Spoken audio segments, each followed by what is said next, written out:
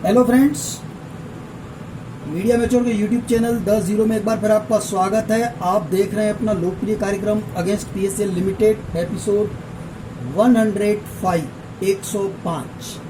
आइए साथियों, आज का कार्यक्रम शुरू करते हैं। और आज के कार्यक्रम में मैं आप सभी साथियों को जानकारी देना चाहूँगा कि संगठन के पदाधिकारी, कई सारे संगठनों के पदाधिकारी और कई सीनियरों ने जब जीरो चैनल को ये बताया कि पीएसएल लिमिटेड के पास कुल 11,706 करोड़ 96 लाख की ही कुल संपत्तियां हैं, और जीरो चैनल ने इस बात की पुष्टि कर ली, सेबी ऑफिस में पता कर लिया, सुप्रीम कोर्ट की फाइलों में देख लिया, और यहाँ तक कि 22 अगस्त 2014 को जो सेबी ने आदेश पारित किया है उसके पेज नंबर 78 और 79 में भी इस बात का जिक्र है कि कंपनी के मैनेजमेंट ने ये लिख करके दिया है कि उसके पास कुल 11,706 करोड़ की संपत्तियां हैं। और लायबिलिटी की बात की जाए तो आपको पता होना चाहिए, इनकी लायबिलिटी 29,000 करोड़ से स्टार्ट हुई और आज 65,000 करोड़ तक पहुंच गई है। अभी भी ये पूरी सच्चाई नहीं है, अभी और लायबिलिटी बढ़ेगी क्योंकि ये इन्होंने डाटा अभी भी पूरा नहीं सौंपा, ठीक है। जबकि संपत्तियों के बारे में इन्होंने पहले ही बता दिया कि संपत्तियां इतनी हैं, और वो भी वित्तीय वर्ष 2011-12 के बाद इन्होंने आज तक कोई संपत्ति नहीं खरीदी। जबकि 11-12 के बाद पैसा तो जमा हुआ, और वो भी रियल एस्टेट के नाम पर जमीनें खरीदने के लिए, तो जमीनें खरीदनी चाहिए थी। सीनियरों ने आपको बोला कि ज्ञान सागर ट्रस्ट पीएसएल का है, यानी आप जिस कंपनी में पैसा इन्वेस्ट कर रहे हो उस पैसों से, उनके जो पहले पैसे जमा हुए हैं उनमें से ज्ञान सागर खरीदा गया है, ज्ञान सागर बनवाया गया है। तो आप लोगों ने अपने उन सीनियरों के उस ओरली कॉन्ट्रैक्ट या कमिटमेंट कहें, आपको उन्होंने जो मौखिक रूप से जो उन्होंने बताया, आपने उनको अनुबंध समझ करके आपने निवेश किया, आपने अपने निवेशकों से पैसा जमा करवाया। क्यों? क्योंकि आपने सीनियरों की बातों पर भरोसा किया।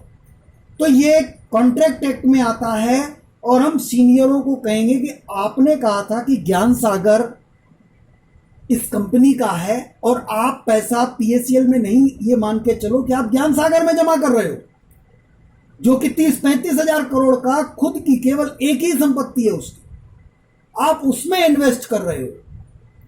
और हमने अपने सीनियरों के उस कहने पर भरोसा करके अपने निवेशकों से पैसा जमा करवाया। तो हमारा तो सीनियरों से मतलब है, हम कभी भंगू को देखने तो नहीं गए, ठीक। लेकिन जब जीरो चैनल को इन सीनियरों ने पूरी सच्चाई बताई कि कंपनी के पास कुल 11,000 करोड़ की संपत्ति, और वो उन्होंने सेबी को लिख करके भी दिया है, तो ताज्जुब वो होता है कि वो सीनियर लोग जो है वो अपने जूनियरों से ये बात क्यों छिपाते हैं, उनको ये बात क्यों नहीं बताते, या जो संगठन के पदाधिकारी हैं वो अपने संगठन के सदस्यों को क्यों नहीं बताते। तो इसके लिए आप सभी से रिक्वेस्ट है कि साथियों, आपको सबूत एकत्रित करने पड़ेंगे। आप अपने सभी सीनियरों से करिए सवाल।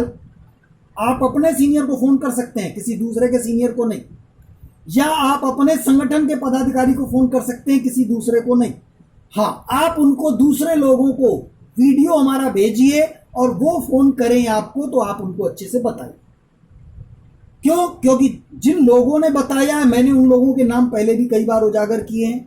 आप उन लोगों को वीडियो भेजिए और उनको कहिए कि आपने जीरो चैनल को जो ये जानकारी दी कि कंपनी के पास कुल 11,000 करोड़ की संपत्ति है और बाकी सारा गोलमाल है, पैसा आतंकवादियों को चला गया है। आपका बहुत बहुत धन्यवाद कि आपने सच बता दिया, आपने हमको सच्चाई से अवगत कराया, आपका बहुत बहुत धन्यवाद।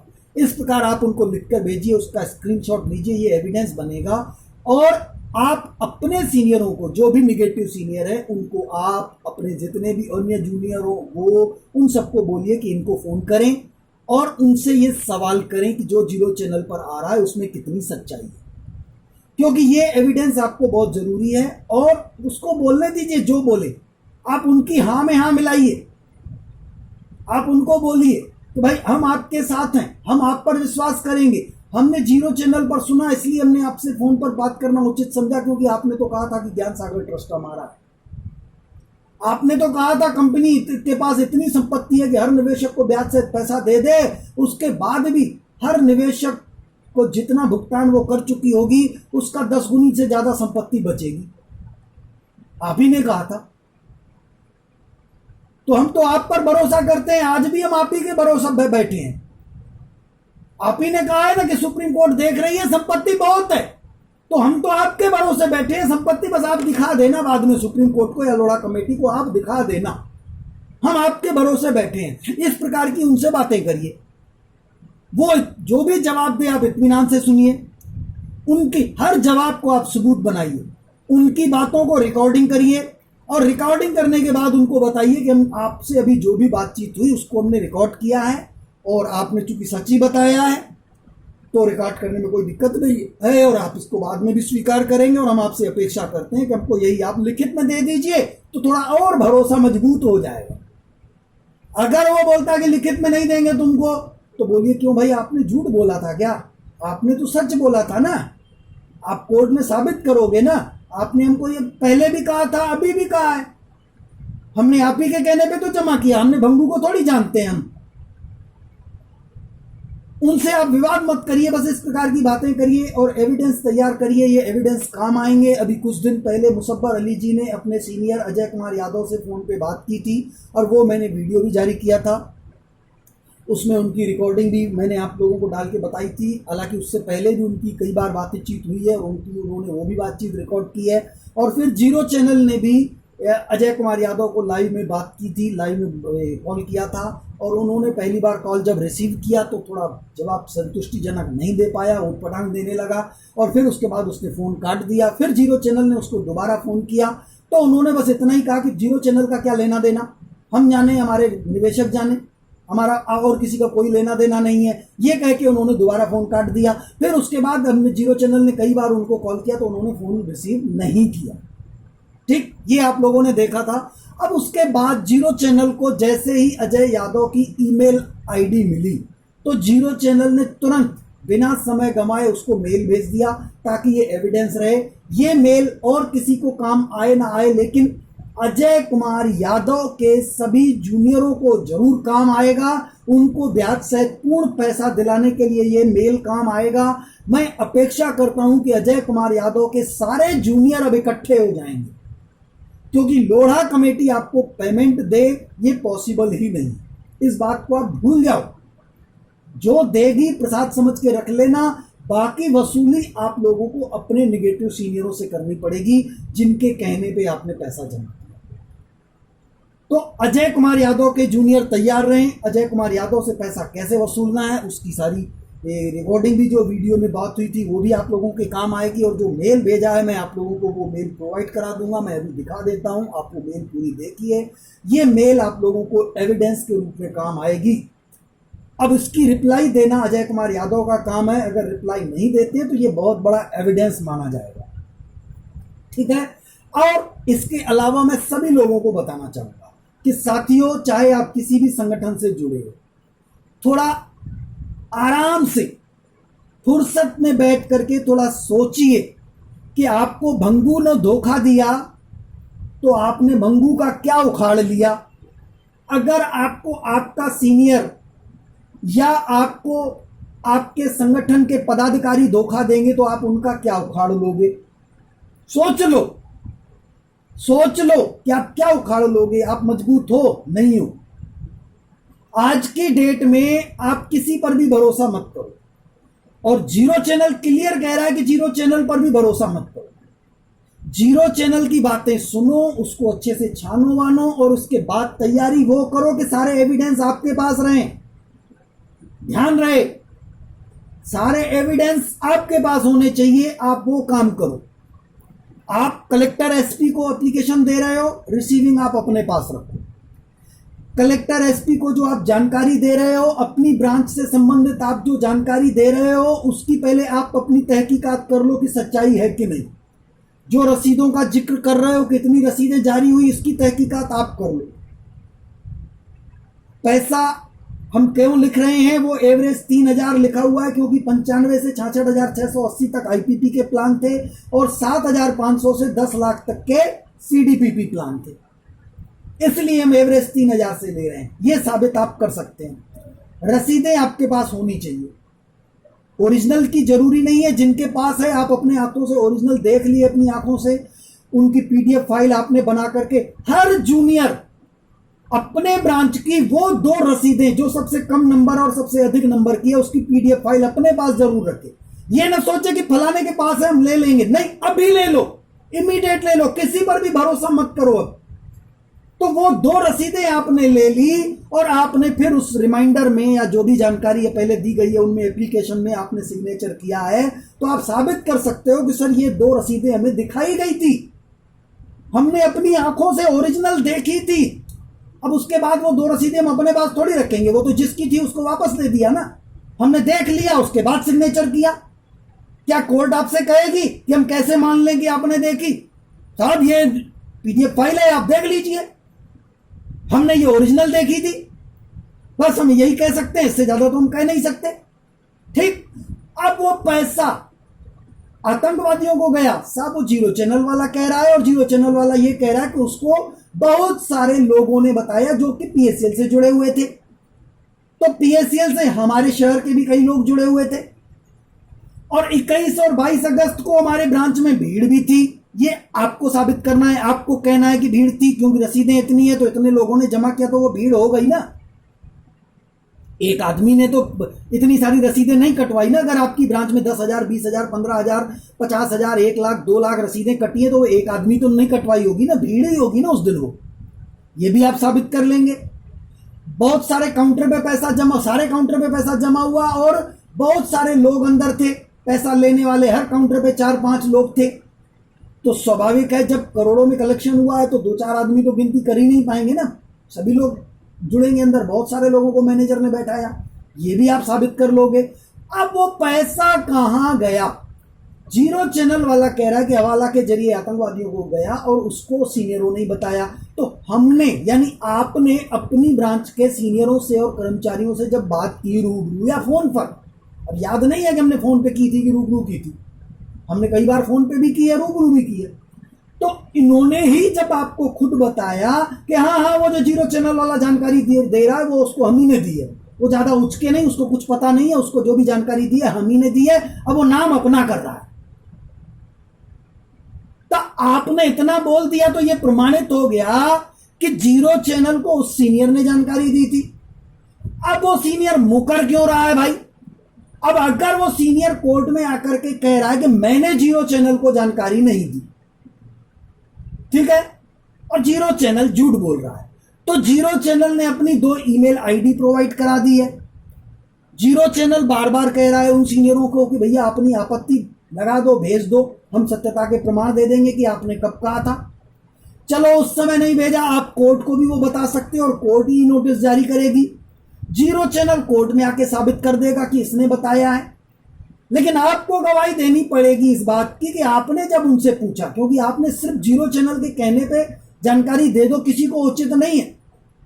आपने जब उनसे पूछा, जिनके हाथों में आपने पैसा सौंपा 21 और 22 अगस्त में, जब आपने उनसे पूछा कि भाई ये जानकारी ऐसी आ रही है, तो उन्होंने पहले आपसे कहा कि हाँ जीरो चैनल को तो हम ही ने जानकारी दी है। लेकिन बाद में जब आपने कहा कि भाई तो ये पैसा आतंकवादियों को क्यों गया, कहां गया पैसा, ये जीरो चैनल बकवास कर रहा है, बाद में वो पलटी मार गए। तो अब वो जीरो चैनल साबित करेगा कि भैया ये कह रहे हैं हमने नहीं बताया, जबकि इन्होंने पहले हमसे भी कहा था कि हाँ जीरो चैनल को हमने जानकारी दी। अब ये इन्होंने उस समय झूठ बोला कि अभी झूठ बोल रहा है, ये हमको नहीं मालूम, लेकिन जीरो चैनल सच बोल रहा है कि झूठ बोल रहा है, ये जीरो चैनल को कोर्ट में साबित करना है। तो जीरो चैनल कोर्ट में आकर के बोलेगा कि साहब दूध का दूध, पानी का पानी हो जाएगा, डब्बा खोलिए, अंदर अगर दूध है तो समझो दूध है, और अगर अंदर दारू निकल आया तो साहब इन्होंने ही बताया था, ये दारू हमको कहां से पता चला? क्या जीरो चैनल मुरादाबाद गया था क्या? हमको कहां से पता चला? साहब अभी बैंक को बुलाइए, बैंक बताएगी पैसा जमा हुआ कि नहीं हुआ बैंक में, बैंक बोलेगी नहीं हुआ, साबित हो गया, साबित हो गया। तो ये सबूत अपने आप आ जाएगा, चिंता मत करिए। सिर्फ आप लोगों में यूनिटी की जरूरत है, अकल की जरूरत है, समझने की जरूरत है कि हम अपने पास एविडेंस रखें, किसी के कहने पे ना आए। और अगर कहने पे किसी के आ भी रहे हैं तो जो व्यक्ति वो बोल रहा है उससे आप लिखवा लो पहले। आप उसके कहने पे आ रहे हो कि वो बोल रहा है जीरो चैनल झूठ बोल रहा है, तो उसको कह रहा है भैया कह दो, लिख के दे दो कि जीरो चैनल झूठ बोल रहा है, क्योंकि लिख के नहीं दोगे तो हम क्यों माने? क्योंकि हमने तो आपके कहने पे पैसा जमा किया था, जीरो चैनल के कहने पे तो जमा ही नहीं किया ना पैसा। जीरो चैनल के कहने पे पैसा जमा नहीं किया। अच्छा, दूसरी बात, चलो लिख करके नहीं देना चाहते, चलो वीडियो में बैठ के हमारे सामने कुर्सी पे बैठो, दोनों एक दूसरे से बातचीत करते हैं, यही सारे जीरो चैनल से संबंधित सवाल करते हैं, आप उनके जवाब दो और उसकी अच्छे से रिकॉर्डिंग कर लेते हैं पूरी, वो भी एविडेंस माना जाएगा। आप उसकी वीडियो रिकॉर्डिंग करिए, आप उनसे सवाल करिए, वो जो भी जवाब दे, वो बोलता है डीडी बनी, बोलने दो। अच्छा, डीडी बनी मतलब जीरो चैनल झूठ बोल रहा है, बिल्कुल गलत होगा जीरो चैनल। सर आप बिल्कुल सच बोलते होंगे, क्योंकि आपने पहले भी सच ही बोला था और आप ही के कहने पे तो हमने जमा किया था। बार बार रिपीट ये शब्द करो कि हमने आप ही के कहने पे तो जमा किया था। यहां तक कि मैनेजर से भी बात हो तो उससे यही कहो कि आप ही के कहने पे तो जमा किया था। आप ही तो बोलते थे कि बिजनेस इतना कम क्यों ले आए हो, अगली बार ज्यादा ले आओ। आपको मैनेजर बोलता था कि नहीं बोलता था? बिजनेस कम होता था तो मैनेजर आपका वाउचर रोक लेता रहा कि आप बहुत दिन हो गया बिजनेस नहीं कर रहे हो, वाउचर नहीं मिलेगा, फ्रेश बिजनेस लेकर के आओ। बोलता था कि नहीं बोलता था? तो आप बोल सकते हो। अब आप ही तो बोलते थे कि बिजनेस ले आओ नहीं तो वाउचर नहीं मिलेगा। हमने आप ही के दबाव में आकर के तो काम किया। अब वो बोले कि हमको नहीं दिया, कंपनी को दिया। साहब हम कंपनी को तो जानते ही नहीं है, हमको हमारे सीनियरों ने और आपने बताया। जितने भी कर्मचारी है वही समझाते थे, और एक मैनेजर जाता था, दूसरा आता था, वो भी आप वही भाषा बोलता था कि बिजनेस ले आओगे तो कमीशन मिलेगी, नहीं तो नहीं मिलेगी, जो पिछला बिजनेस है उस पर भी नहीं मिलेगी। भाई आपने 1,000 रुपए का एक अकाउंट खोला, आप नए नए एजेंट बने। मैं आप लोगों से पूछना चाहता हूं, और ये आप मैनेजर से खुले में बिल्कुल बात करिए कि भाई हमने 1,000 रुपए का मंथली का एक अकाउंट खोला, हम नए नए एजेंट बने, एजेंसी लगाते समय हमने 1,000 रुपए का अकाउंट ओपन किया, अपने ही नाम से किया या किसी ग्राहक का लेकर किया। उसके बाद हमें कोई खाता नहीं मिला, या हमने खाता जानबूझकर नहीं खोला, हमको कमीशन 6-8 महीने, साल, 1.5 साल तक आप देते हैं, उसके बाद तो आप देना ही बंद कर देते हैं। जबकि वो खाता हमने पूरा 66 महीना चलाते थे। आपकी ब्रांच में ऐसा हुआ होगा। कई एजेंट ऐसे होंगे जो बिजनेस जमा करते होंगे, उनको कमीशन नहीं मिलती होगी। तो मैनेजर जब नौकरी करता है, कंपनी में एजेंट पैसा डिपॉजिट करता है, तो कंपनी का कोई ऐसा रूल बुक तो नहीं था, ऐसा कोई सर्कुलर तो नहीं था कि आप नया बिजनेस नहीं लाओगे तो हम आपको कमीशन पिछले बिजनेस पे नहीं देंगे। जब 1,000 का खाता खोला, उस खाते का रिन्यूअल हमने 66 महीने तक पूरा जमा किया, तो हमको 66 महीने तक कमीशन मिलनी चाहिए ना, लेकिन नहीं मिलती। 6-8 महीने, साल, 1.5 साल के बाद मैनेजर आपका वाउचर रोक लेता है कि नहीं भैया अब नहीं मिलेगी क्योंकि आप बिजनेस नहीं करते हो। अरे भाई ये 1,000 रुपए रिन्यूअल जमा कर रहे हैं, ये बिजनेस नहीं है क्या? तो कहता था नहीं ये बिजनेस नहीं है, ये तो आपने पहले खाता खोला था, ये तो वैसे भी रिन्यूअल आना है, आप चाहे काम बंद कर दो, वो कस्टमर खुद करने आएगा। अगर खाता कस्टमर का नहीं है, आपका है, आपको ये हमारा है, तो तुम खुद करने आओगे, क्योंकि नहीं करोगे तो तुमको ब्याज नहीं मिलेगा, लेकिन कमीशन नहीं मिलेगी इसकी। तो ये मैनेजर को शब्द ये बोल दिया, मतलब वो दबाव बनाता था कि आप दूसरा भी खाता खोलो। आप ये सारी बातें करो कर्मचारियों से, मैनेजर से, कि हम अगर 4 महीना नया बिजनेस नहीं लाते थे तो आप 5वें महीने हमको वाउचर नहीं देते थे। आप कहते थे कि नया बिजनेस नहीं लाओगे तो वाउचर नहीं मिलेगा। यानी ये दबाव बनाना हुआ कि आपको जो पहले खाते खोल चुके हो उन्हीं का रिन्यूअल जमा करके आपको कमीशन तब मिलेगी जब आप नए मुर्गे फंसाओगे। ये मैनेजर दबाव बनाता था, सीनियर नहीं, क्योंकि वाउचर देना मैनेजर का काम है, सीनियर का नहीं।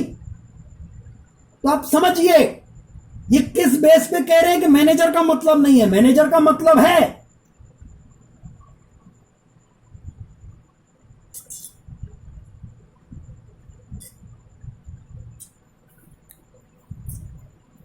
और जीरो चैनल जो ये आप लोगों को पॉइंट बता रहा है, ये एक अलग से कॉपी बनाइए, उस कॉपी में ये पॉइंट लिखते जाइए। खाली सिस्टमैटिक बाद में करिएगा कि कौन सा पॉइंट कहां लगाना है। एक अलग से कॉपी में उसमें लिखिए कि हमको कोर्ट में जाने के बाद कौन कौन से पॉइंट उठाने हैं।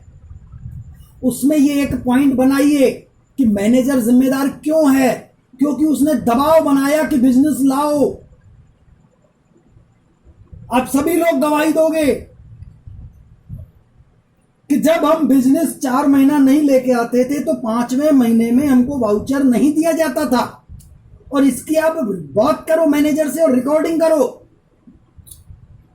तो ये आप लोगों के काम आएगी। और सीनियर और संगठनों ने ठान लिया है कि वो मैनेजरों को फंसने नहीं देंगे। आपको पता होना चाहिए, मैं बार बार बोल रहा हूं कि 21 और 22 के मैटर पर हम सीनियरों को नहीं पकड़ सकते।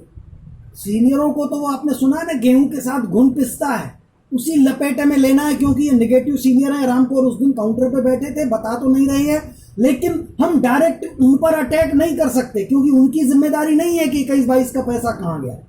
उनकी जिम्मेदारी है ये पता करें, लेकिन पैसा कहां गया ये उस समय उनके हाथ में नहीं था।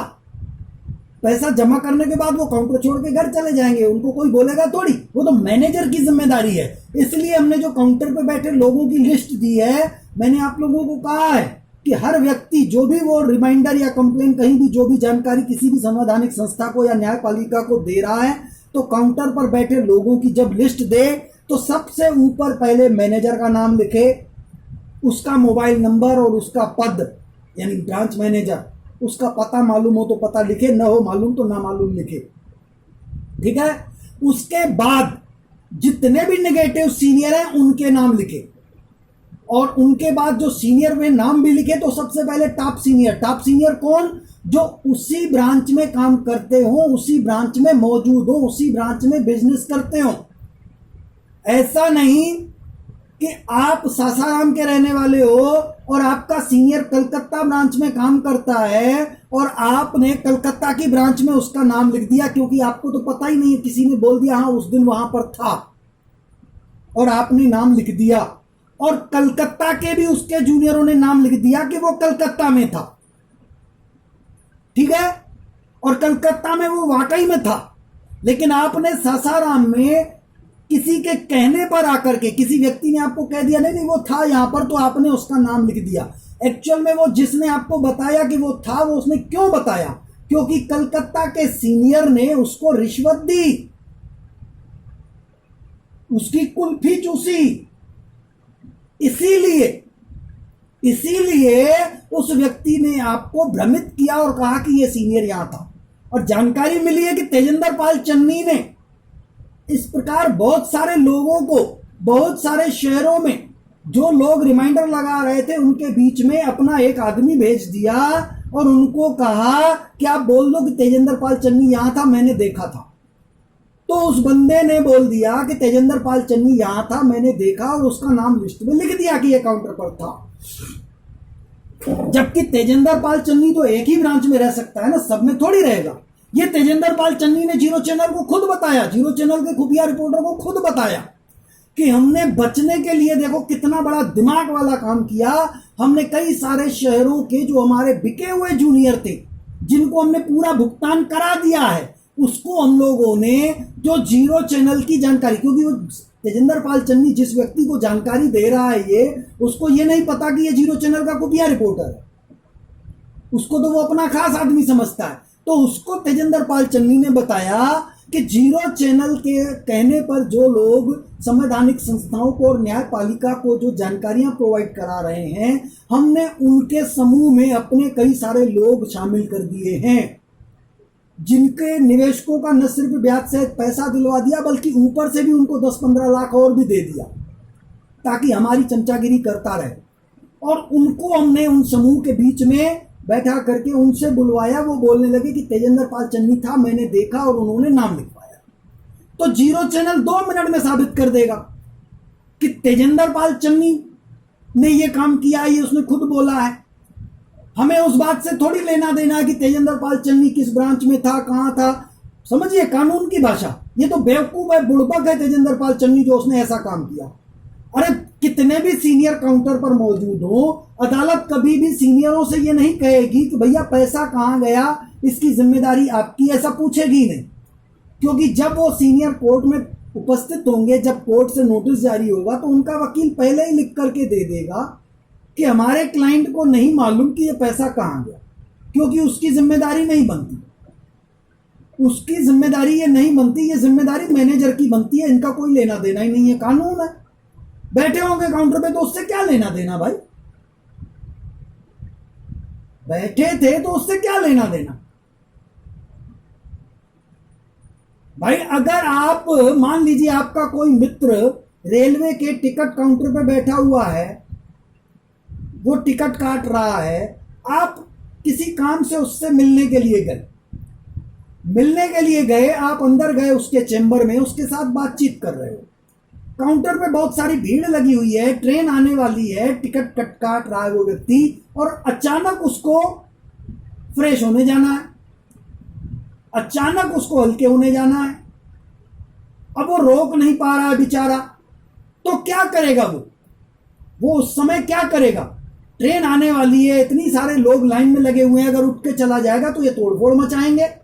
तो वो अपने मित्र को बोलेगा कि भैया आप भी कंप्यूटर चलाना जानते हो, 2 मिनट बैठो, इन सब लोगों को जल्दी जल्दी टिकट काट करके दे दो। वो बैठेगा और टिकट काट के दे देगा लोगों को, टिकट काट देगा, चाहे उसने 50 काटी, 100 काटी, 200 काटी, जितनी भी काटी। उसके बाद वो जो व्यक्ति रेलवे में नौकरी करता है वो वापस आएगा और वो काउंटर पे बैठेगा और वो फिर टिकट काटना आगे का चालू करेगा। इसके बाद जो उसका मित्र था वो घर चला जाएगा। अब अगर उसके काउंटर पर 200, 300 या 500 या 1000 रुपए घट रहे हैं या पैसे पूरे गायब हो गए हैं, तो रेलवे प्रशासन जो है वो उस टिकट काउंटर पर बैठे व्यक्ति के ऊपर आरोप लगाएगा, पैसों का क्लेम उनसे लेगा या उनके मित्र से लेगा। लेकिन अगर काउंटर पर जो लोग टिकट कटवा रहे थे अगर वो गवाही भी देंगे कि हमने इसको पैसा नहीं दिया, दूसरे को दिया, तो भी रेलवे कहेगी कि भैया दूसरे से हमारा क्या लेना देना, क्योंकि हमने जिम्मेदारी तो इसको सौंपी है। तो ब्रांच की जिम्मेदारी मैनेजर की है, उसके लिए पूरी तरह संवैधानिक रूप से जिम्मेदार मैनेजर है। तो बुड़बक है तेजिंदर पाल चन्नी, जिसने अपने फर्जी 20, 25, 50 लोगों को बेच करके और अपना हर जगह नाम लिखवा दिया, अब मैं इससे बरी हो जाऊंगा, जबकि इससे वो और फंसेगा कि साहब इसका अगर नीयत खराब न होती तो ये ऐसा काम नहीं करवाता, अपने लोगों को नहीं भिजवाता कि जाओ नाम लिखवाओ। इससे यह साबित होता है कि दाल में कुछ काला है, इसको पूरा पता है। और जहां तक रहा सवाल कि उसने ये बात भी बोली है कि उसकी मोबाइल लोकेशन ट्रेस की जाए, तो भैया जहां तेजिंदर पाल चन्नी हो वहां उसकी मोबाइल भी हो, ये जरूरी थोड़ी है। उस दिन तेजिंदर पाल चन्नी ने मोबाइल अपनी पत्नी को दी थी और उसकी पत्नी अपनी आशिक के साथ अय्याशी करने चली गई थी, तो मोबाइल तो वहीं होगी, वो तेजिंदर पाल चन्नी के पास तो नहीं होगी। तो वो काम जीरो चैनल का है, वो उनसे बहस कर लेगा, कोई बात नहीं है। लेकिन हमें जो सबसे ज्यादा फोकस करना है वो मैनेजर के ऊपर करना है, मैनेजर को घेरना है, वहीं से हमको सफलता मिलेगी। और आज के वीडियो में साथियों वो जरूर देखिएगा, मैं अभी थोड़ी देर के बाद ईमेल दिखाऊंगा जो मैंने अजय कुमार यादव को भेजी है और अभी तक उनकी कोई रिप्लाई नहीं आई है। और ये मेल मैं थोड़ी देर के बाद आप लोगों को प्रोवाइड करा दूंगा, पोस्ट में भी, यूट्यूब के अपने चैनल के पोस्ट में भी प्रोवाइड करा दूंगा, आप वो पढ़ सकते हैं, यहाँ पर भी प्रोवाइड करा दूंगा। और आप अजय कुमार यादव के अगर जूनियर हैं तो उनसे फ़ोन पर पूछ सकते हैं कि जीरो चैनल की ये आपको ईमेल आई है, आपने उनको क्या जवाब दिया, आप उनको जवाब दीजिए ताकि सच उजागर हो, क्योंकि सारे जूनियर आपको फ़ोन करके नहीं पूछ सकते। आप चैनल वाले को बताओ, अगर वो बोलता है कि भाई जीरो चैनल मान्यता प्राप्त नहीं है तो आप उनसे कहिए कि पीएससीएल मान्यता प्राप्त थी, यही आप लोगों ने बोल बोल के तो हम लोगों को बर्बाद कर दिया। काश पीएससीएल भी मान्यता प्राप्त नहीं होती, लेकिन इंसानियत उनमें भरी होती, पैसे का मिसयूज नहीं किया होता तो आज हम परेशान न होते। आप आज भी उसी मान्यता प्राप्त में पड़े हो, यही आप मान्यता प्राप्त बोलते थे कि पीएससीएल मान्यता प्राप्त है। आज 6 साल से एक मान्यता प्राप्त कंपनी से पैसा नहीं दिलवा पा रहे हो और बोल रहे हो मान्यता प्राप्त है। हमें मान्यता से मतलब नहीं है, हमें सच्चाई से मतलब है। आप जीरो चैनल को रिप्लाई दो, जो भी रिप्लाई दो हमको आप वो रिप्लाई भेजो और उसको वो जो मेल उस तक पहुंचेगी, क्योंकि आप भेजोगे तो निश्चित पहुंचेगी, हम ईमेल की स्पेलिंग मैच करेंगे और अगर उसके बाद उस व्यक्ति ने उस मेल को अपने वीडियो पर प्रसारित नहीं किया तो हम समझेंगे जीरो चैनल चोर है। लेकिन आप बोलो तो सही उसको, आप अपना पक्ष तो रखो, आप अपनी बात तो उसके पास भेजो, लिखित में भेजो ताकि प्रमाण रहे। मेल में आप लिखित में भेजोगे तो वो प्रूफ आपके पास भी रहेगा, और वो वीडियो में नहीं दिखाएगा तो फिर फंस जाएगा। तो ये आप लोग उनके जूनियर उनको बोलें। और मैं तेजेंद्र पाल चन्नी की बात कर रहा था, तो साथियों इन संगठनों ने और पदाधिकारी ये जितने भी सीनियर हैं, इन्होंने ये ठान लिया है कि 21-22 के मैटर से हम मैनेजरों को गायब करें, मैनेजरों को बाहर करें। इसी क्रम में मैंने आप लोगों को बताया था कि एक संगठन के उच्च पदाधिकारी ने जयपुर में क्या कुकर्म किया और उसके बाद कौन सी रिपोर्ट लिखाया। क्या वो रिपोर्ट लिखाने मैनेजर नहीं जा सकता था? रोहतक में भी एक उच्च सीनियर ने, एक वरिष्ठ सीनियर ने इसी प्रकार का कुकर्म करके बंगू के कहने पर और फर्जी रिपोर्ट लिखवाया, झूठी रिपोर्ट लिखवाया। क्या वो रिपोर्ट भी मैनेजर नहीं लिखवा सकता था? क्या मैं आप जीरो चैनल आप सभी लोगों से पूछना चाहता है कि 21 और 22 अगस्त 2014 को काउंटर पे जितने भी लोग बैठे थे, हम तो उनकी सूचना दे रहे हैं ना कि इतने लोग बैठे थे। क्या पुलिस अधीक्षक से हमने ये कहा कि आप इन सारे लोगों से पूछ लो, सीनियर से पूछो पैसा कहां गया? हमने तो पूछा भाई सबसे पहले मैनेजर से पूछो। आप पहला पेज रिमाइंडर का आज भी उठा करके देख लो, उसमें मैनेजर का नाम लिखा है, किसी सीनियर का नहीं लिखा। ये हर संगठन के हर पदाधिकारी और हर निगेटिव सीनियर को समझ जाना चाहिए कि पहले आप झूठी रिपोर्ट लिखाने से पहले अच्छे से समझ लो कि 21-22 के बारे में कोई भी जूनियर आपसे अगर पूछ रहा है तो ये नहीं पूछ रहा है कि तुमने पैसा कहां किया, वो ये पूछ रहा है कि 21-22 का पैसा कहां गया, आप पता करके बताओ, या आपको पता है तो बताओ, वो ये बोल रहा है। लेकिन मैनेजर से ये पूछ रहा है कि तुमने पैसा कहां किया। किसी सीनियर से ये नहीं पूछ रहा कि तुमने कहां किया, क्योंकि सीनियर की तो जिम्मेदारी नहीं है, लेकिन सीनियर का काम है कि पता करे कि वो पैसा गया कहां। लेकिन मैनेजर का काम ये नहीं है कि वो पैसा कहां गया पता करे। मैनेजर के तो हाथ में था ना, उससे पूछना है आराम खोर, तुमने पैसा कहां किया, तुमने किसको दिया वो बताओ। तो आप रिमाइंडर के पहले पेज पर देख लीजिए, मैनेजर का नाम लिखा है। लेकिन जयपुर में भी एक संगठन के उच्च पदाधिकारी ने झूठी रिपोर्ट लिखाई, जो 21-22 का हिसाब पूछ रहे हैं उनके खिलाफ। और रोहतक के भी एक वरिष्ठ सीनियर ने उन्हीं के खिलाफ रिपोर्ट लिखाई, जो 21-22 का हिसाब पूछ रहे हैं। रिपोर्ट मैनेजर ने नहीं लिखाई।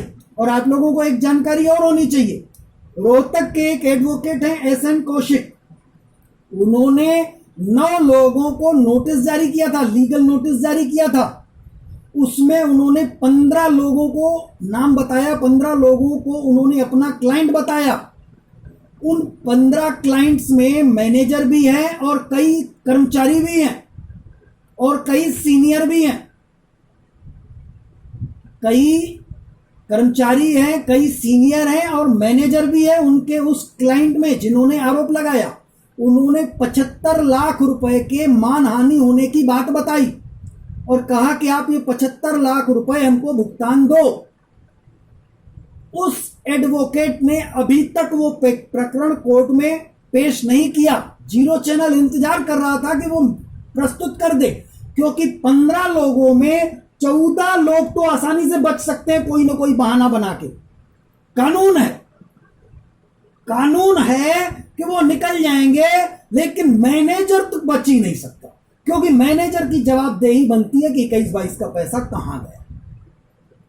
हम चाहते हैं कि हम कोर्ट में हम 21-22 का हिसाब पूछें, उससे बेहतर है कि मैनेजर खुद पहले कोर्ट में पहुंच जाए, तो हमें पूछने में आसानी हो जाएगी।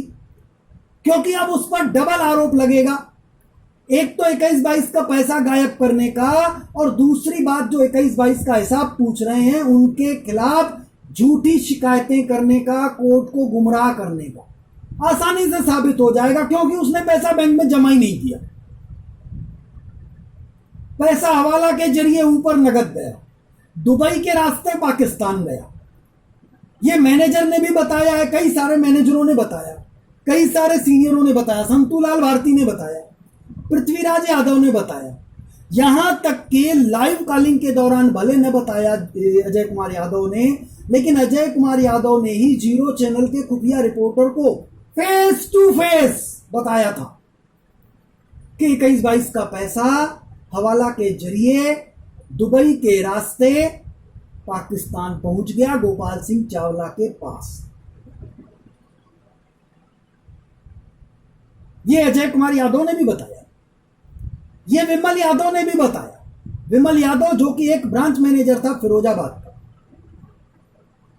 ये अनिल प्रजापति ने बताया जो सूरत का ब्रांच मैनेजर था।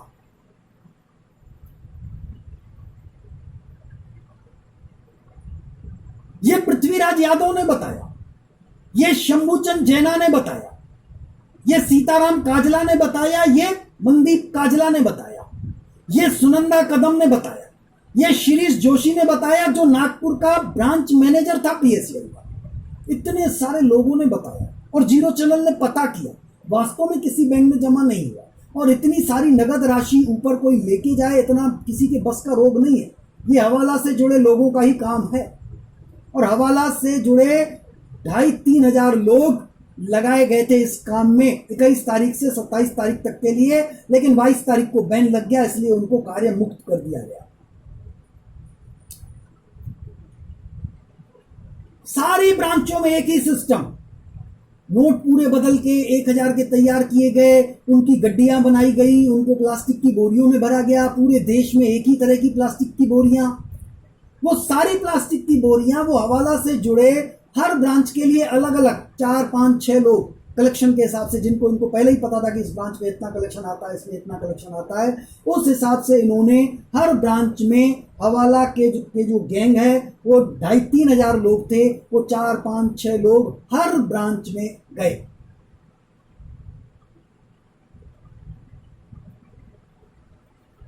रीजनल ऑफिस में भी गए तो भैया आपको ये तैयारी करनी है, तो वो अपने साथ प्लास्टिक की बोरियां लेके गए कि हमको इन बोरियों में पैक करना है। और उनकी उस शहर में सेटिंग थी, क्योंकि हवाला वालों का पूरे देश में कॉन्ट्रैक्ट रहता है। तो वहां पर उन्होंने 1,000 के नोट बदलवाए, फिर बस के जरिए, बस में पैसा लादा गया, किसी ट्रक में नहीं लादा गया। जीरो चैनल ने पहले बताया था आपको कि किसी ने कहा बोलेरो में गया, किसी ने कहा ऐसे गया, जबकि जीरो चैनल को उसी समय बस बताया गया था। जीरो चैनल चाहता था कि कोई व्यक्ति सामने आए, अरे नहीं बोलेरो में कहां गया, कौन सी बोलेरो में गया बताओ। लेकिन ये शातिर लोग हैं, ये चुप बैठ गए थे, क्योंकि पैसा बस में गया और वो 100 रुपए के नोट की अदला बदली की गई थी। हर बस के ड्राइवर को 100 का नोट जो था, नंबर प्रोवाइड कराया गया था कि मैनेजर आपको ये 100 का नोट देगा, और मैनेजर को बताया गया था कि आपको ड्राइवर इस नंबर का 100 का नोट देगा। ये दोनों को आपस में 100 का नोट बदलना था। ये एक हवाला का जो है कोडिंग होती है, हवाला की लेन देन इसी कोड से होती है। तो ये इन्होंने किया था और ये इसको हम आसानी से उजागर कर लें। और इसके लिए हम लोगों को सीनियरों का तो नाम इसलिए लिख रहे हैं क्योंकि वो काउंटर पे मौजूद थे, बाकी उनका कोई लेना देना नहीं। अगर कल वो कोर्ट में खड़े होकर के बोल देते हैं कि साहब हम 1:30 बजे घर चले गए थे, 2 बजे घर चले गए थे, तो उनको कोई जिम्मेदारी थोड़ी बनती है कि भाई आप क्यों चले गए घर। लेकिन मैनेजर कह दे कि मैं घर चला गया था, अरे तुम कैसे घर जाओगे भाई, तुम्हारे को तो ये पूरे पैसे को संभालना है, वो तुम्हारी जिम्मेदारी है। अगर गए थे तो क्यों गए थे ये तुमको बताना पड़ेगा, उससे लेना देना नहीं है। गए थे तो वापस आकर के तुमको उतना ही पैसा दिखा कि नहीं दिखा, नहीं दिखा तो तुमने एफआईआर कराई कि नहीं कराई, ये इनका काम है। तो मैनेजर फंसेगा, सारे कर्मचारी भी नहीं फंसेंगे, कैशियर भी नहीं फंसेगा। कैशियर भी बोलेगा मैं घर चला गया था। तो इसलिए मैं आप लोगों से बोलता हूं कि आप सभी कर्मचारियों से बात करिए और उनसे कहिए कि अगर वो एफिडेविट दे रहे हैं तो बिल्कुल बता दें तो भैया 21-22 को पैसा जमा हुआ, इस प्रकार की जानकारी आई, इसके बाद हम घर चले गए। अगर वो चले गए तो बोल दें घर चले गए। फिर उसके बाद वैसे भी 2-4-10 दिन के लिए कोई भी नहीं आया है। मेरे ख्याल से सभी लोग, पूरे देश की ब्रांचें जो है तो शायद 1 सितंबर को ही खुली है, 1 सितंबर तक बंद थी, 31 अगस्त तक जैसी जानकारी आई है। कुछ सीनियर आए थे ब्रांच में, कुछ जूनियर आए थे, तो उन लोगों ने देखा बाहर से ताला लगा हुआ है, वो बाहर ही खड़े थे। कुछ लोग आए थे ऐसा पता चल रहा है, तो आए थे तो ब्रांच बंद थी उस समय, उन्होंने बताया कि ब्रांच बंद थी और ज़्यादातर लोग आए ही नहीं थे। अब उनको टाइम भी याद नहीं है कि हम 22 तारीख को, मतलब जब गए तो फिर 23 तारीख को कै बजे आए, ध्यान नहीं है, बहुत समय बीत गया ना भाई। 23 तारीख को किसी समय आए, 22 तारीख का 1 बजे का समय इसलिए याद है क्योंकि 1 बजे बैन लग गया उसी समय, और उनको और लोगों का पैसा जमा करना था लेकिन नहीं कर पाया। तो ये सारी बातें अदालत में आसानी से प्रमाणित हो जाएंगी, घबराने की जरूरत नहीं है। आप ज़्यादा से ज़्यादा बात करिए, उनसे कोई विवाद मत करिए किसी भी सीनियर से। आप उनकी जो भी बातें हो उनकी रिकॉर्डिंग करिए, क्योंकि साथियों इन्होंने जो भी झूठ बोला है उसकी कीमत तो इनको चुकानी ही पड़ेगी, चाहे कुछ भी हो जाए। क्योंकि आप लोगों ने इन्हीं पर भरोसा करके, इन्होंने ही आप लोगों को कहा था कि कंपनी के पास पर्याप्त संपत्ति है, ज्ञान सागर जो है ये कंपनी का है, आप उसमें पैसा दे रहे हो, आप ज्ञान सागर देख लो 30-35 हज़ार करोड़ का है, और आपने वही 30-35 हज़ार करोड़ की संपत्ति देख के तो पैसा इन्वेस्ट किया था ना इसमें। तो अब वो सीनियर की जिम्मेदारी है, आपने सीनियर के कहने पे पैसा जमा किया क्योंकि उसने संपत्ति का जिक्र किया था। भाई अगर कोई व्यक्ति आज आपको कोई 100 करोड़ की संपत्ति दिखा करके और 1 लाख रुपए आपसे उधार लेता है, आप उस पर विश्वास करते हो, तो जरूरी थोड़ी है कि आप उससे लिखा पढ़ी करवाओगे।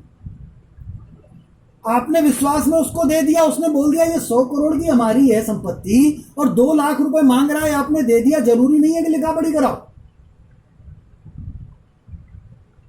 अदालत ये पूछती है कि आपने इसको 2 लाख क्या देख करके दिया था, इसमें कितनी हैसियत है। साहब इसने बोला था ये 100 करोड़ की संपत्ति हमारी है,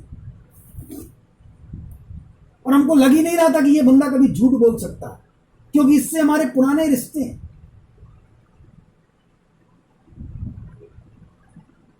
पुराने संबंध है, हमने कभी इसको झूठ बोलते देखा नहीं है, हमको नहीं पता था कि अंदर से इतना काला है। तो इसमें वो अपने आप फंसेंगे इस बात को लेकर के, आप कई सारे गवाह मिलेंगे, क्योंकि हकीकत है कि उन्होंने ऐसा कहा था। और अजय यादव ने कहा है, उसकी तो रिकॉर्डिंग जीरो चैनल ने वीडियो में भी दिखा दी कि उन्होंने कहा है कि ज्ञान सागर ट्रस्ट जो है वो कंपनी का है और अभी लोहा कमेटी के पास है। ये भी उन्होंने कह दिया अपने जूनियर को, जबकि जीरो चैनल को अजय यादव ने जीरो चैनल के खुफिया रिपोर्टर को बताया था, अरे कुछ नहीं मिलेगा, ज्ञान सागर ट्रस्ट है कंपनी का, लेकिन नहीं देंगे, वो हम खा जाएंगे, वो गोपाल सिंह चावला के अंडर में है, वहां से पैसा आतंकियों को जाता है, ये अजय यादव ने बताया था। और जूनियरों को क्या बोल रहा है, जीरो चैनल के खुफिया रिपोर्टर को बताया था कि कुल 11,706 करोड़ की संपत्ति है, जाकर के सेबी में देख लो। जीरो चैनल देख भी आया और लाइव में जीरो चैनल को क्या बोल रहा है, नहीं नहीं ऐसा कुछ नहीं लिखा ऑर्डर में, जबकि जीरो चैनल ने वो आदेश प्रमाणित कर दिया, दिखा दिया, पोस्ट में भी दिखा दिया, और आज उसको ईमेल के माध्यम से भेज दिया है। अब वो मैं ईमेल आपको पढ़ के सुना देता हूं जो जीरो चैनल ने इनको भेजी है। आप ये देख सकते हैं साथियों, ये ईमेल, इसमें सबसे ऊपर लिखा हुआ है,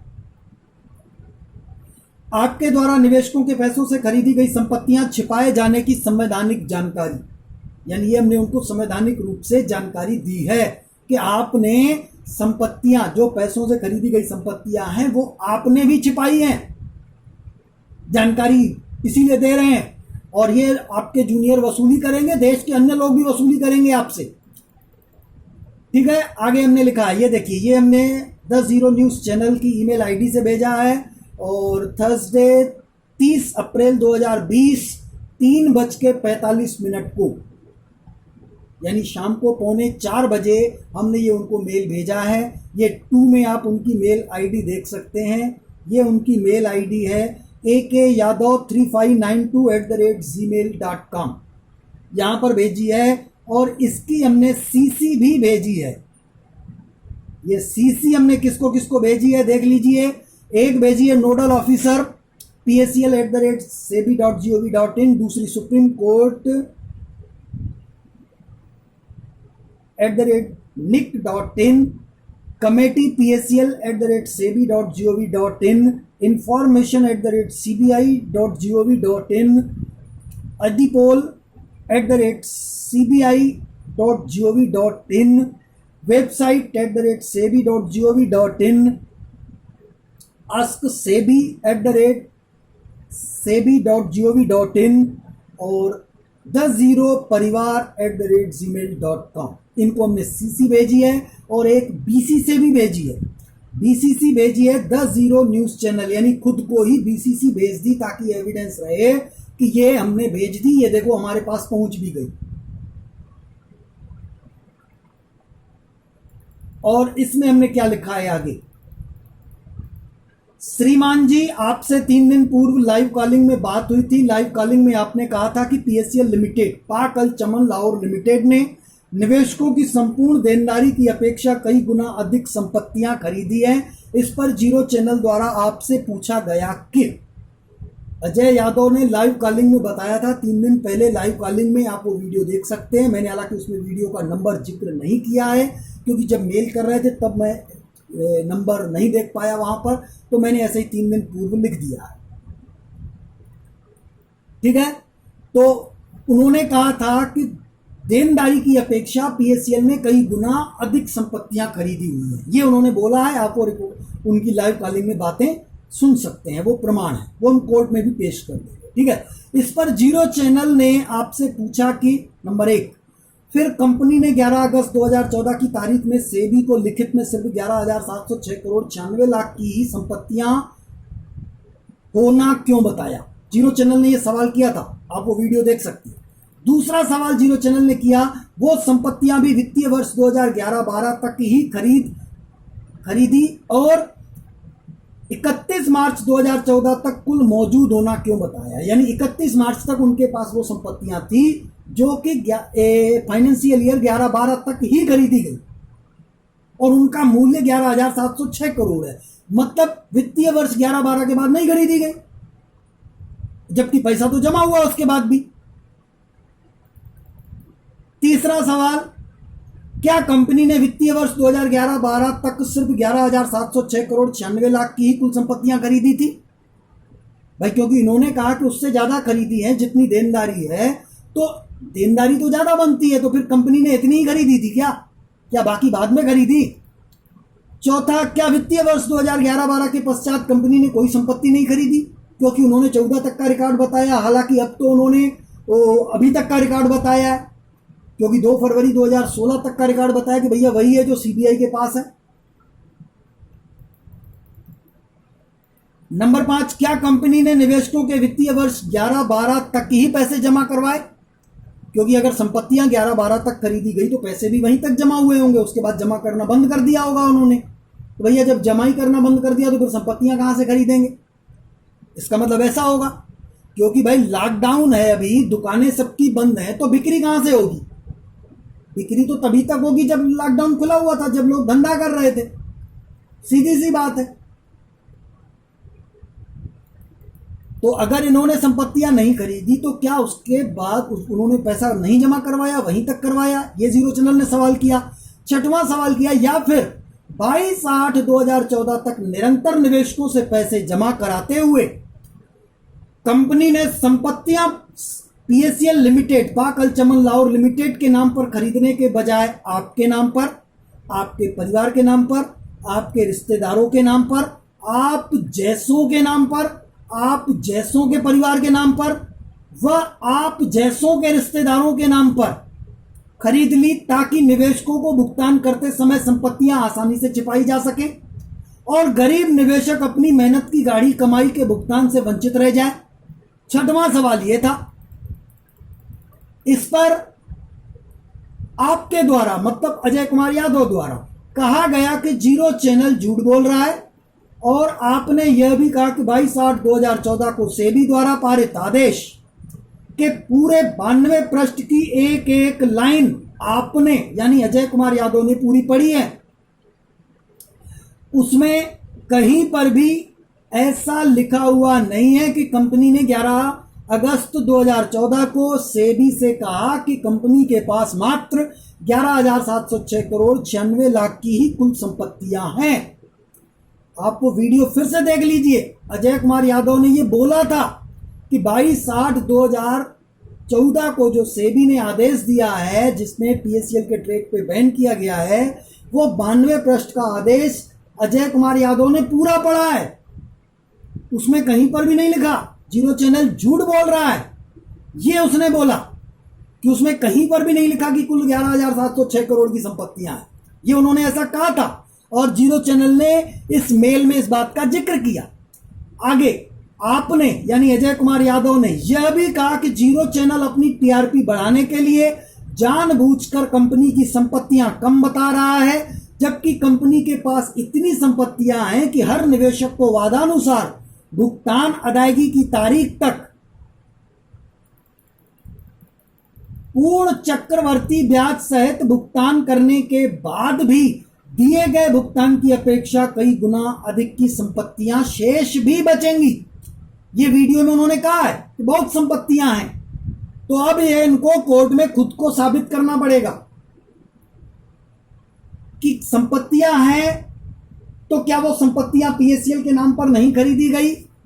क्या वो अजय कुमार यादव के नाम पर खरीदी गई, या अजय कुमार यादव के परिवार के नाम पे खरीदी गई, या अजय कुमार यादव के रिश्तेदारों के नाम पे खरीदी गई, या अजय कुमार यादव जैसे अन्य कई सारे लोगों के नाम पे खरीदी गई, या अजय कुमार यादव के जैसों के परिवार के लोगों के नाम पे खरीदी गई, या अजय कुमार यादव के जैसों के रिश्तेदारों के नाम पे खरीदी गई, ताकि जब निवेशक पैसा मांगने की बारी आएगी, जो अपनी मेहनत की गाड़ी कमाई जमा किए हैं, जब वो मांगने आएंगे तो हम कहेंगे भैया संपत्तियां हैं ही नहीं, क्योंकि पीएससीएल के नाम पर तो वास्तव में इतनी संपत्तियां होंगी ही नहीं, हम वो छिपा देंगे। इसका मतलब यह हुआ कि भाई अब आप पता कैसे करोगे? ये तो सीबीआई ने संपत्तियां काफी सारी जब्त इसलिए कर दी क्योंकि उसने पीएससीएल के दफ्तर पे रेड मारी। जब उन्होंने रेड मारी तो उनको वहां पर काफी संपत्तियों के दस्तावेज मिले, जो संपत्तियां अन्य लोगों के नाम पर थी। अगर इनको वहां दस्तावेज नहीं मिलते तो क्या आप पता करते कि भाई ये संपत्ति जो आपका सीनियर जिस घर में रह रहा है वो मकान पीएससीएल का है कि आपके सीनियर ने खुद अपने पैसे पे खरीदा है? आप उससे कैसे पूछते? नहीं पूछ सकते ना। लेकिन जब तेजिंदर पाल चन्नी के नाम पर या अजय कुमार यादव के नाम पर अगर कोई संपत्ति सीबीआई ने जब्त की और वो लोढ़ा कमेटी के पास है और नॉट फॉर सेल की सील लगी हुई है, तो इसका मतलब ये सीबीआई ने पाया कि ये संपत्ति निवेशकों के पैसों से खरीदी गई है। पर सिर्फ निवेशकों के पैसों से खरीदी गई है इसलिए जब्त नहीं हुई। ये संपत्तियां इसलिए जब्त हुई क्योंकि इसकी रजिस्ट्रियों के कागज जो थे वो पीएससीएल के हेड ऑफिस में रखे हुए थे। अगर दस्तावेज अजय कुमार यादव के घर में होते, तेजिंदर पाल चन्नी के घर में होते, जैसे कि आज भी उनके घर में रखे हैं या अजय कुमार यादव के घर में रखे हुए हैं, तो वो सीबीआई ने जब्त थोड़ी किए। आप अजय कुमार यादव के घर की रजिस्ट्री के मकान के जो कागज हैं वो उठा के देख लीजिए। तेजिंदर पाल चन्नी का जो घर का मकान है वो उठा करके देख लीजिए, और जो तेजिंदर पाल चन्नी के नाम पर जो पीएससीएल ने जमीन खरीदी है उस रजिस्ट्री के कागज उठा के देख लीजिए। दोनों रजिस्ट्रियां सेम है, सिर्फ अंतर यह है कि जो पावर ऑफ अटॉर्नी लगी हुई है वो अलग से, वो पावर ऑफ अटॉर्नी तेजिंदर पाल चन्नी ने अलग कर दी। तो वो कह रहा है कि अब ये मकान उसका खुद का है, और जो पावर ऑफ अटॉर्नी सीबीआई ने अपने कब्जे में ले ली, अब तेजिंदर पाल चन्नी कह रहा है कि नहीं वो पीएससीएल की है। यानी आप समझने का प्रयास करो, आपके घर से सोने के जेवरात 100 चूड़ियां चोरी हो जाती हैं, 100 चूड़ियां चोरी हो जाती हैं, और उसमें 3 चूड़ियां आपको एक जगह मिलती हैं किसी चोर के यहां, और वो चूड़ियों के बिल भी मिलते हैं।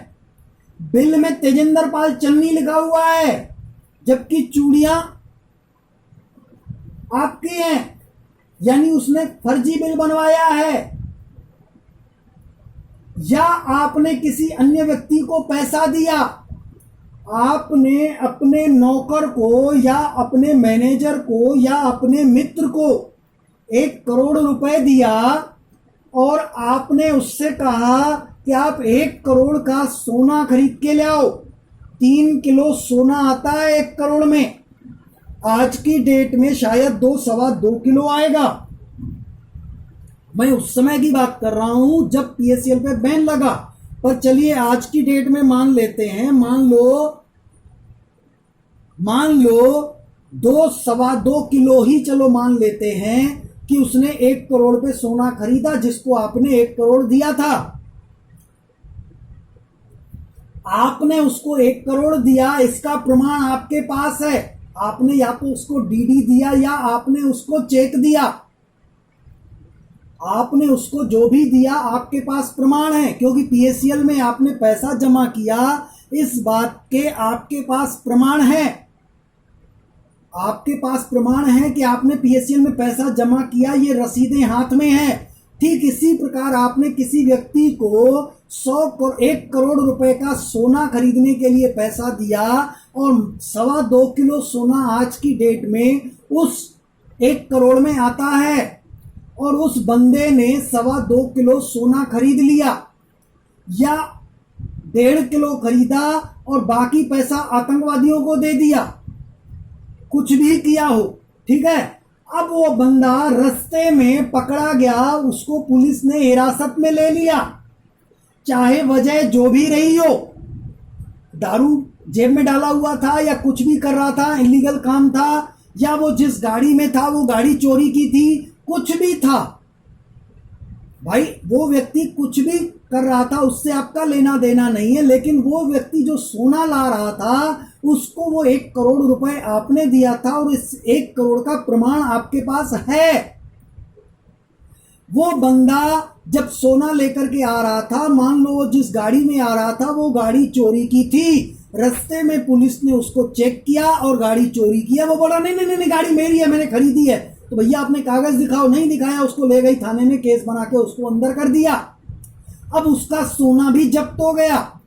अब उसके बाद उस सोने में वो बिल दिखा रहा है, ये सोने के बिल दिखा रहा है कि सोना हमारा नहीं है, किसी अन्य का है। अब उस सोने में से वो 30 ग्राम सोने का बिल दिखा रहा है तेजिंदर पाल चन्नी के नाम का। अब समझिए, पैसा दिया आपने, सोने का बिल है किसके नाम? तेजिंदर पाल चन्नी के नाम, ठीक है। अब उसके बाद 2 तोले का बिल निकलता है अजय यादव के नाम, 4 तोले का बिल निकलता है शंभूचंद जैना के नाम।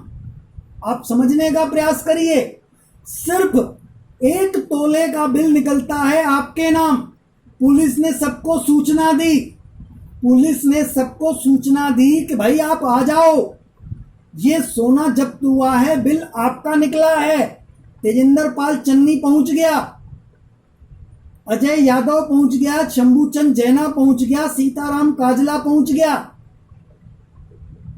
आप बाद में पहुंचे तो आपसे पूछा गया कि भाई आपने इनको पैसे दिए थे सोना लाने के लिए? जी साहब, हमने दिया था। आपसे पुलिस पूछे कि कितना दिया था, उससे पहले तेजिंदर पाल चन्नी, आपका सीताराम काजला, अजय कुमार यादव और शंभूचंद जैना, और उसके अलावा उसने अन्य कई सारे लोगों को, जैसे पृथ्वीराज यादव, सुनंदा कदम, संतूलाल भारती, जिनके नाम पे बिल नहीं पाए गए, उन लोगों को आगे कर दिया और उन्होंने आपको समझा दिया, अरे अंदर बात हो गई है, चिंता मत करो, पूरा तुम्हारा 1 करोड़ का सोना मिलेगा, चिंता मत करो। यानी आपको ये पता ही लगने नहीं दिया कि आपके नाम का बिल कितने का है। 1 करोड़ का सोना है कि कुल 1 तोला, 1 तोला यानी 45,000 का बिल केवल आपके नाम है और आपने 1 करोड़ दिया, ये आपको पता चलने ही नहीं दिया। मामला पहुंच गया कोर्ट में। अब पता चलता है कोर्ट में कि भैया जो सोना है वो 2.25 किलो के बजाय कुल मात्र 250 ग्राम जब्त हुआ है, कुल 250 ग्राम, यानी 22.5 तोला जब्त हुआ है, जिसमें 1 तोला आपके नाम पर है और 21.5 तोला अन्य लोगों के नाम पर है।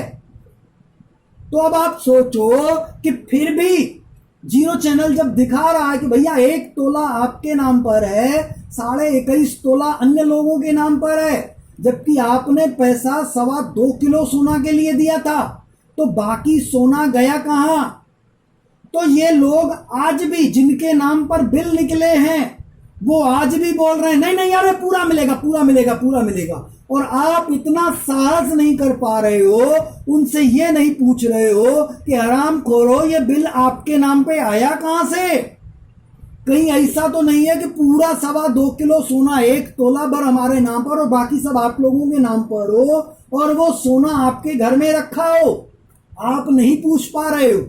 घबराने की बात नहीं, जीरो चैनल इनको कोर्ट में बुलाएगा और कोर्ट में पूछेगा कि साहब ये 1 करोड़ रुपए फलाने व्यक्ति ने दिया सोना खरीदने के लिए, सोना वो बंदा खरीद के आया, अगर वो सोना नहीं खरीद के आया तो पैसा आतंकवादियों को दिया, पूछो पैसा किसको दिया, और सोना खरीद के आया है।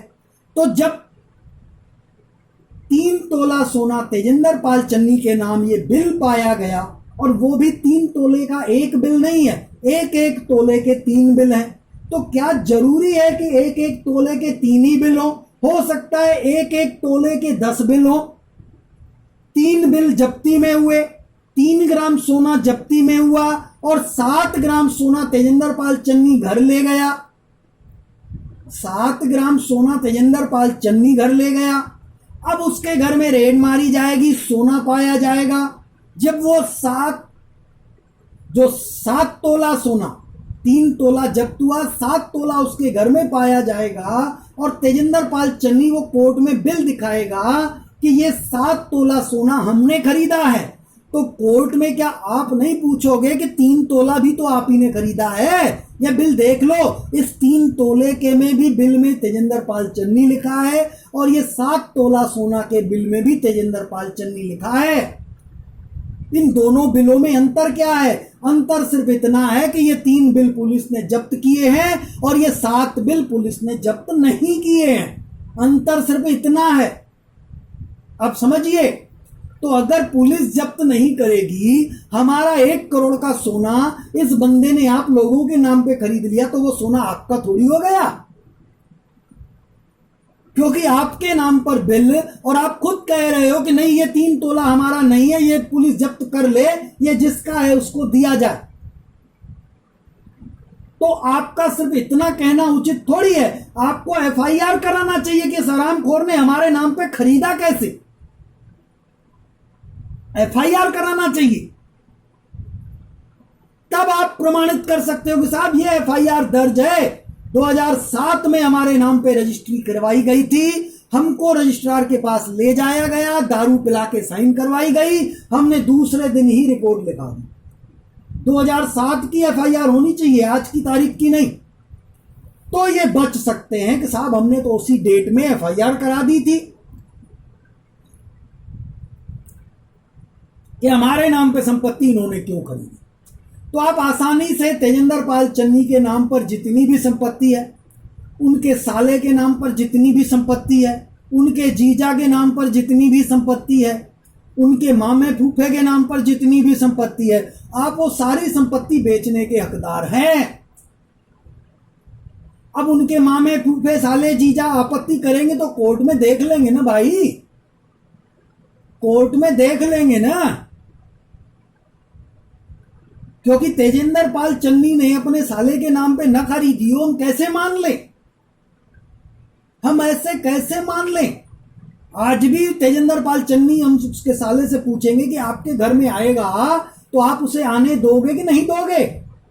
आने देंगे, जीजा है तो फिर जेल हो, आप ही के नाम पे उसने ये खरीदी है, झूठ मत बोलो, क्योंकि नीच आदमी किसी का रिश्तेदार नहीं होता। जिसने देश के साथ गद्दारी कर दी वो रिश्तेदार नहीं होता। अगर बता दो कि रिश्तेदारी खत्म हो गई, एफिडेविट दे दो कि ये साला कुत्ता कभी हमारे घर में आएगा तो जूते मार के बाहर कर देंगे, ये लिख करके दे दो एफिडेविट, तब हम मानेंगे कि हाँ आप एक बार सही हो सकते हो। सही हो जरूरी नहीं है, सही हो सकते हो, हम ऐसा मानेंगे। और फिर उसके साले को एफिडेविट देना पड़ेगा और जीरो चैनल वो एफिडेविट अपने चैनल पर प्रसारित करेगा कि तेजेंद्र पाल चन्नी के साले ने लिख करके दिया कि तेजेंद्र पाल चन्नी साला सुअर की औलाद है, वो कभी उसके घर आएगा तो वो जूते मार के भगाएगा। हमको यही तो चाहिए, पूरी सच्ची तो उजागर करना है, क्योंकि हमें वो संपत्तियां पता करनी है कि निवेशकों के पैसों से जो संपत्तियां जिन लोगों के नाम पर खरीदी गई, आप कैसे पता कर सकते हो कि वो कितनी है, कहां पर है? वो तो वही लोग बता सकते हैं जिनके नाम पर खरीदी गई है ना। तो भाई 3 पकड़ी गई, 30 थी, तो बाकी 27 कहां है?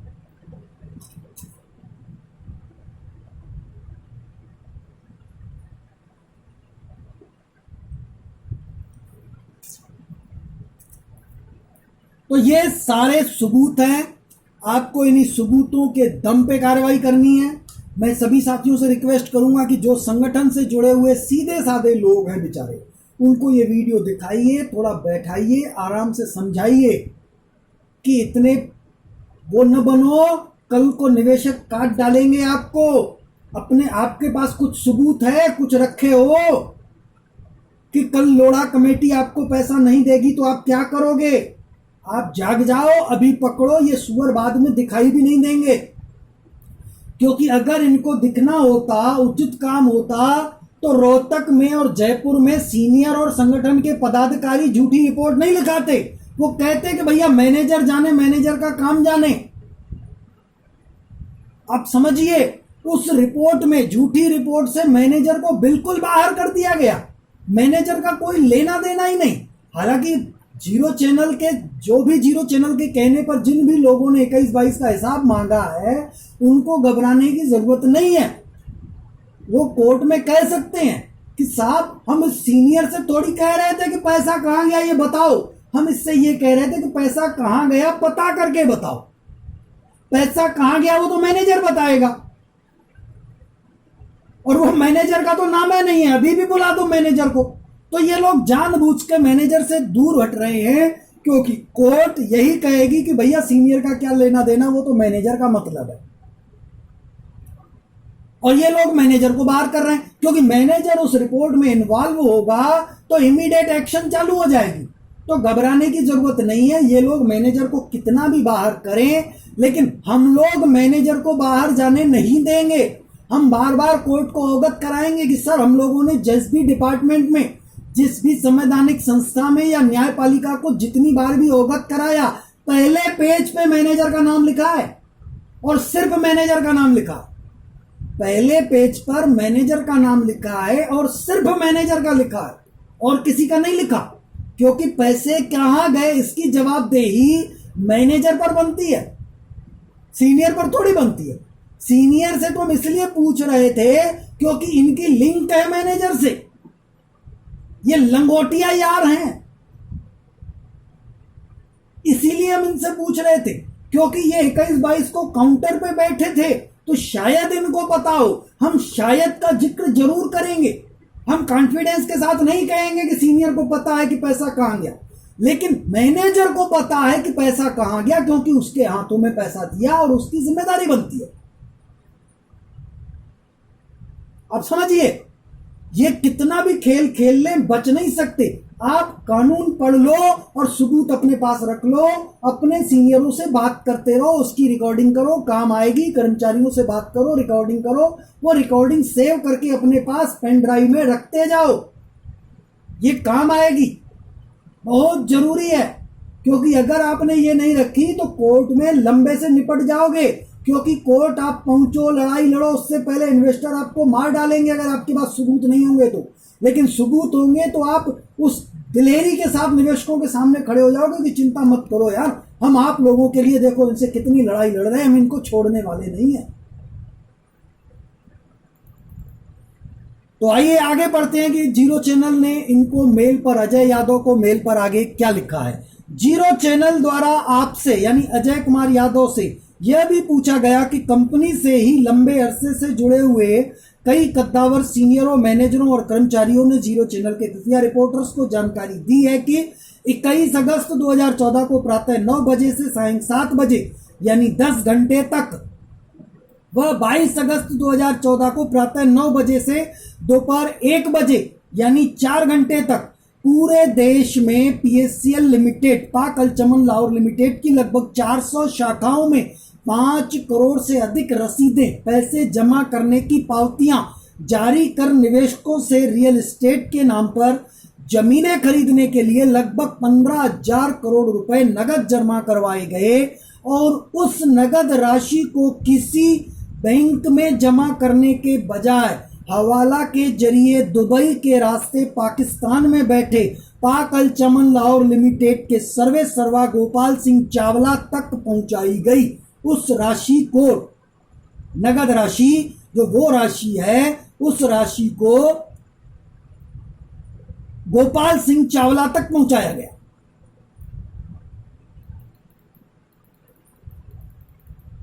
ये जीरो चैनल ने मेल भेज दिया है। अब आगे जीरो चैनल ने लिखा, जीरो चैनल की इस बात पर आप उत्तेजित हो गए और कहने लगे कि जीरो चैनल ही आतंकवादी है। इतना कहकर आपके द्वारा फोन काट दिया गया। जीरो चैनल द्वारा पुनः तत्काल आपको कॉल किए जाने पर आपके द्वारा कहा गया कि जीरो चैनल का क्या लेना देना, हम जाने, हमारे निवेशक जाने। इतना कहकर के उन्होंने फोन काट दिया। फिर आपकी इन्हीं बातों से, जीरो चैनल ने आगे लिखा है, आपकी इन्हीं बातों से देश विरोधी भावनाओं की गंध आती है। अपेक्षा है कि आपके द्वारा पीएससीएल लिमिटेड पाक अल-चमन लाहौर लिमिटेड की पूरी सच्चाई और निवेशकों व देश के प्रति अपनी भावनाओं से यथाशीघ्र जीरो चैनल को अवगत कराया जाएगा, जिससे आपके और जीरो चैनल के मध्य किसी भी प्रकार की कोई गलतफहमी न रहे। धन्यवाद। संलग्न जीरो चैनल द्वारा प्रसारित संपत्तियों की जानकारी के प्रमाण स्वरूप सेबी द्वारा पारित आदेश दिनांक 22/8/2014 की पीडीएफ फाइल व पृष्ठ संख्या 7879 का स्क्रीनशॉट आपका शुभेक्षु द जीरो परिवार। और ये 2 फाइलें अटैच हैं। एक पीएनजी फाइल है जो स्क्रीनशॉट है, सेबी ऑर्डर 22/8/2014 का पेज नंबर 78 और 79 के बीच का, यानी 78 का लास्ट पैरा और 79 का फर्स्ट पैरे का स्क्रीनशॉट लिया गया है, वो भेज दिया जीरो चैनल ने। और ये स्क्रीनशॉट थोड़ी देर के अंदर जीरो चैनल आपको पोस्ट पर, यूट्यूब की पोस्ट में आपको जो है डाल देगा, और पहले भी डाल चुका है, एक बार पुनः डाल देगा, इस वीडियो के साथ आपको दिखा देगा। और दूसरा सेबी ऑर्डर 22/8/2014 का जो पूरा 92 पेज का आदेश है, वो पीडीएफ फाइल जीरो चैनल ने इनको ईमेल के साथ अटैच कर दी। ये दोनों फाइल, एक पीएनजी एक पीडीएफ, एक पेज का सिर्फ स्क्रीनशॉट है, 2 पेज साथियों, 78 का लास्ट पैरा और 79 का फर्स्ट पैरा, दोनों को एक ही पेज में मर्ज किया गया है। वो इनको स्क्रीनशॉट भेजा गया है और एक 92 पेज की पीडीएफ फाइल भेज दी गई है। अब देखते हैं अजय यादव कितने दिन में क्या जवाब देते हैं, और अजय यादव के जितने भी जूनियर हैं वो फोन करके इस संबंध में बातचीत कर सकते हैं, जरूर पूछें उनसे, ये उनका अधिकार बनता है, क्योंकि उन्हीं के कहने पे इन्होंने पैसा जमा करवाया था। अब वो जो भी बोलें वो सबूत के तौर पर आप एकत्रित करें, ये आप लोगों के काम आएंगे। आप सबूत जुटाइए तभी पैसे मिलेंगे, वरना पैसे भूल जाओ, क्योंकि पैसा मैनेजमेंट से आप ले पाओ ये तो पॉसिबल ही नहीं है। जिनके नाम संपत्तियां हैं वो तो बोल रहे हैं कि ये तो हमारी है। अजय कुमार यादव का खुद का मकान जो है वो आपके पैसे से खरीदा गया है, वो बोल रहा है हमारा है। तेजेंद्र पाल चन्नी ने जो खुद का मकान है वो आपके पैसे से खरीदा गया है, वो बोल रहा है हमारा है। उसके घर में जो सोना रखा है वो बोल रहा है हमारा है, जबकि वो आपके पैसे से खरीदा गया है। उसके घर में जो गाड़ियां हैं वो आपकी हैं, वो कह रहा है हमारा है। उसके नाम पे जो बैंकों में एफडीआं हैं या म्यूचुअल फंड हैं, जो शेयर खरीदे गए हैं, वो सब आपके हैं, लेकिन वो बोल रहा है हमारा है। तो आपको लड़ाई उनसे लड़नी है, बंगू से थोड़ी लड़नी है। बंगू को तो आप पहुंचे नहीं पाओगे, जीवन में नहीं पहुंच पाओगे। तो चलिए साथियों, इसी के साथ ये कार्यक्रम समाप्त करते हैं। उम्मीद करते हैं आप सच्चाई से अवगत होंगे और सच की राह पर चलेंगे। बाकी आप लोगों की मर्जी, क्योंकि समस्या आपकी है, और अन्य लोगों को भी जगाइए, क्योंकि ये भी एक पुण्य का काम है। बाकी आपकी मर्जी साथियों। चलिए इसी के साथ ये कार्यक्रम समाप्त करते हैं। शुभ रात्रि, गुड नाइट, जय हिंद, जय भारत।